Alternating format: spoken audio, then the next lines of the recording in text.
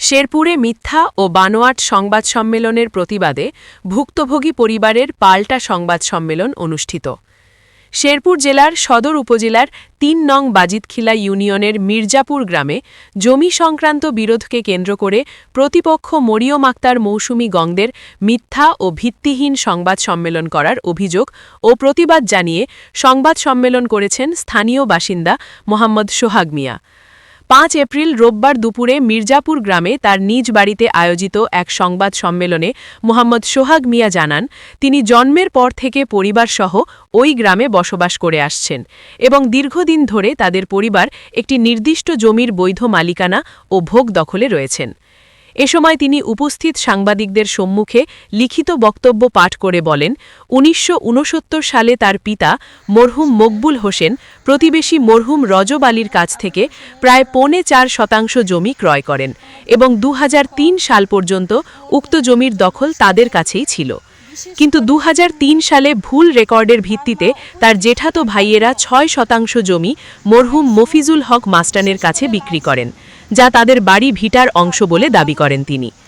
সংবাদ সম্মেলনে তিনি আরও অভিযোগ করেন, ২০০৪ সালে প্রতিপক্ষ মরিয়ম আক্তার মৌসুমী গংরা পেশিশক্তি ও আর্থিক প্রভাব খাটিয়ে তাদের ক্রয়কৃত জমির সংলগ্ন তার পিতার জমির ওপর জোরপূর্বক ঘর নির্মাণ করেন এবং পরবর্তীতে বিভিন্ন সময় মিথ্যা মামলা দিয়ে তাদের হয়রানি করা হয় বলেও এমনটাই অভিযোগ করেন।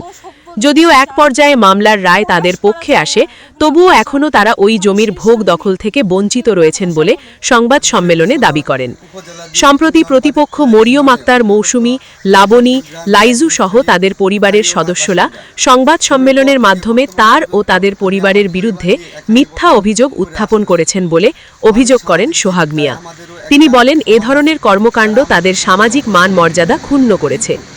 এমতাবস্থায় তিনি সংবাদ সম্মেলনের মাধ্যমে প্রশাসনের কাছে বিষয়টি নিরপেক্ষভাবে তদন্ত করে সুষ্ঠু সমাধানের আহ্বান জানান এবং তার ও তাদের পরিবারের বিরুদ্ধে আনীত সকল অভিযোগ সম্পূর্ণ ভিত্তিহীন বলে দাবি করেন। এছাড়াও তিনি শান্তিপূর্ণভাবে সমস্যার সমাধান কামনা করেন এবং সংশ্লিষ্ট প্রশাসনের দ্রুত হস্তক্ষেপ কামনা করেছেন। এ সময় সংবাদ সম্মেলনে শেরপুর জেলা শহরের প্রিন্ট ও ইলেকট্রনিক্স মিডিয়ার সাংবাদিকবৃন্দ সহ এলাকার গণ্যমান্য ব্যক্তিবর্গ উপস্থিত ছিলেন। তারই প্রতিবাদ স্বরূপ আজকে আমি একটা সংবাদ সম্মেলন আহ্বান করি।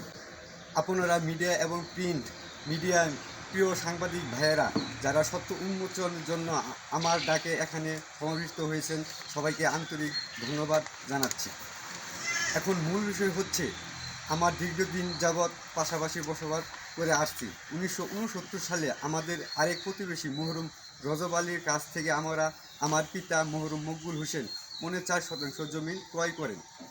২০০৩ সাল পর্যন্ত জমির ভূ দখল আমাদের দখলে ছিল। ২০০৩ সালে আমার জ্যাঠাতো ভাইয়ের তাদের পিতার নামে ভুল রেকর্ড মূল্যে ৬% জমিকৃত মফিজুল হক মাস্টারের কাছে বিক্রি করেন, যা আমাদের বাড়ি ভিটা। এখন পর্যন্ত আমরা সেখানে বসবাস করে আসছি।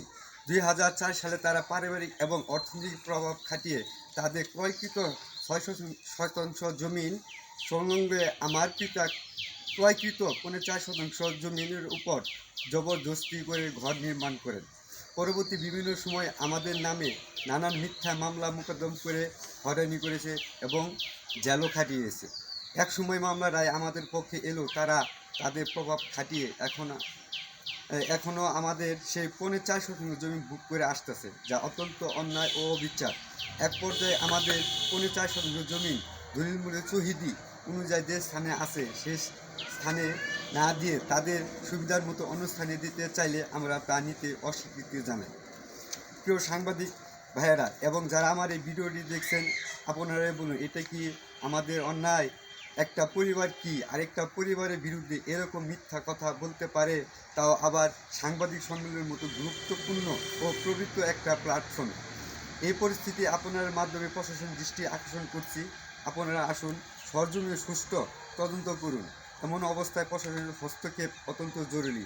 একই সাথে আমরা সংবাদ সম্মেলন মাধ্যমে এই বিষয়টি জনসম্মুখে তুলে ধরতে চাই, যাতে সত্য উন্মোচন হয় এবং আমরা আমাদের ন্যায্য অধিকার বুঝে পাই।